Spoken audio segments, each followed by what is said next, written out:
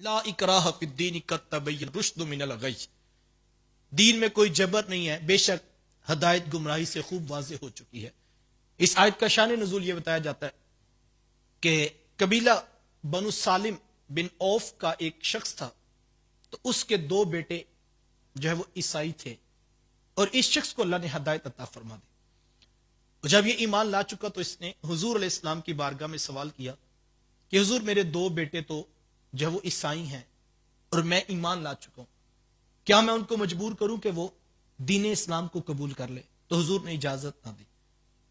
تو تب یہ آیات نازل ہوئی کہ لا اکراہ فی الدین، دین میں کوئی جبر نہیں ہے۔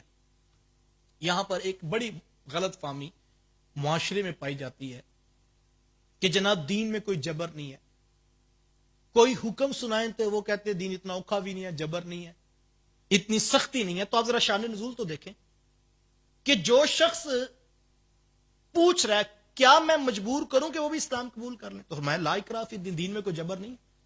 کیوں جبر نہیں ہے؟ یعنی دین اختیار کرنے میں جبر نہیں ہے۔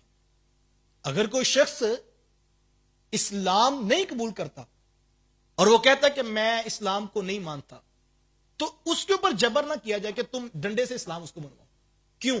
قد تبین الرشد من الغی، ہدایت اور گمراہی بالکل واضح ہو چکی ہے، قرآن اتر چکا ہے، نازل ہو چکا ہے، اب اس کی عقل سلیم پر فیصلہ چھوڑ دیا جائے، مجبور اسلام۔ لیکن یہ نہیں ہے کہ ایک مسلمان یہ کہے کہ دین میں جبر کوئی نہیں، میں جو مرضی کروں۔ جس نے اسلام قبول کر لینا ہے اس کے اوپر تو حکم ہے آمنوا ادخلوا فی السلم کافہ، اے ایمان والو اسلام میں داخل ہوئے تو پھر پورے پورے داخل ہو۔ اسلام پھر گنجائش نہیں دیتا، پھر تو اسلام کہتا چور کے ہاتھ کاٹو۔ میاں جو اگر دین میں جبر نہیں ہے تو یہ کیوں کاٹے جا رہے، سزا کیوں دی جا رہی؟ پھر تو اسلام کہتا شادی شدہ زانی کو سنگسار کرو اور پتھر مار مار کے اس کو ہلاک کر دو، اس نے اتنا بڑا جرم کیا۔ تو اگر جبر ہے ہی نہیں تو پھر اتنی بڑی سزا کیوں دی جا رہی؟ اسلام قبول کرنے سے قبل جبر نہیں ہے، تمہیں سوچنے کا موقع دیتے ہیں، اختیار دیتے ہیں، اللہ کی بارگاہ میں تم جواب دو۔ لیکن جب تم نے اسلام قبول کر لینا، ہمارے یہاں غلط، کسی کو قرآن کی کوئی آیت نہ آتی ہو تو یہ والی آیت اس کو ضرور آتی ہے کہ جناب دین میں کوئی جبر نہیں ہے، میری مرضی میں جو مرضی کروں۔ اپنی مرضی تو اپنے بدن پہ بھی نہیں چل سکتے صاحب، کیونکہ یہ بدن بھی کسی کا دیا ہوا امانت کا تحفہ ہے، تو ہم اس کے اوپر اپنی مرضی نہیں کر سکتے، چاہے کہ ہم دین کے اوپر اپنی مرضی غالب کر دیں۔ جب انسان کہتا ہے لا الہ الا اللہ تو یہ اقرار ہی تو کرتا ہے کہ کوئی ہے ہی نہیں ہے مالک صرف تیرے علاوہ، صرف تو ہی تو ہے۔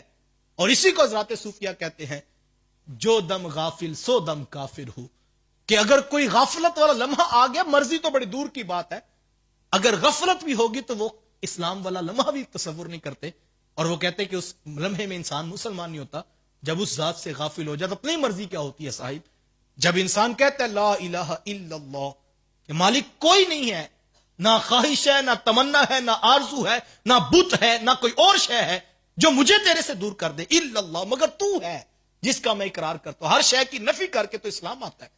اسلام اتنا غیرت مند دین ہے کہ اسلام اپنے ہوتے کسی اور چیز کو گوارا نہیں کرتا ہے، لیکن ہمارے یہاں الٹا مفہوم سمجھ لیا جاتا ہے چیزوں کا، اور ہم اپنی مرضی کی جو تشریحات پیش کر دیتے ہیں۔ لا اکراہ فی الدین، دین میں داخل ہونے میں، دین کے معاملے میں جبر نہیں ہے، واضح۔ ہاں یہ فقہاء نے ضرور مسئلہ لکھا ہے۔ امام اعظم ابو حنیفہ علیہ رحمۃ فرماتے ہیں ایک شخص دریا کنارے پیدا ہوا، اس نے اپنی مرضی سے زندگی کے معاملات کو ترتیب دیا، لیکن ایک مخصوص وقت گزارنے کے بعد وہ مر گیا۔ نہ اس کے پاس کوئی پیغمبر پہنچا، نہ اس کے پاس رسل پہنچے، نہ اس کے پاس پیغام ہدایت پہنچا۔ اب اس شخص کے بارے میں حکم کیا ہوگا؟ تو بڑا سادہ سا جواب دیا۔ آپ فرماتے ہیں کہ اس کا حکم یہ ہے کہ کل قیامت کے دن رب اس سے یہ پوچھے گا کہ تجھے عقل دی تھی، تجھے شعور دیا تھا، تجھے سوچنے کی صلاحیتیں دی تھی، تجھے سوچنا چاہیے تھا، کوئی تو ہے جو سورج کو مشرق سے طلوع کرتا ہے، کوئی تو ہے جو سورج کو مغرب میں ڈبو دیتا ہے، کوئی تو ہے جو چاند کو روشنی دیتا ہے، کوئی تو ہے جو ہواؤں کا رخ موڑتا ہے، کوئی تو ہے جو بادلوں کو برسنے کا حکم دیتا ہے۔ اس ذات کا نام کوئی بھی تھا، لیکن تجھے اتنا سوچنا چاہیے تھا کہ تجھے عقل دی تھی، تجھے فہم دیا تھا، تجھے ادراک کی دولت دی تھی۔ اگر تو سوچتا تو تیرا دل اندر سے پکار اٹھتا کہ ہو نہ ہو اس کائنات کا بنانے والا کوئی موجود ہے۔ تو امام اعظم فرماتے اس سے اتنا سوال تو ضرور کیا جائے گا کہ وہ کون سی ذات ہے، تجھے سوچنا چاہیے تھا۔ تو یہ عقل کا تقاضا ہے، اور اگر کوئی شخص عقل کے بل بوتے پر بھی جو ہے وہ رب کی تلاش میں نکلے گا تو پوری کائنات عالم میں پھیلے ہوئے دلائل اس کو اس بات پر لے آئیں گے اس کائنات کو بنانے والا کوئی رب ہے، کوئی خالق ہے جو اس سارے نظام ہستی کو چلا رہا ہے.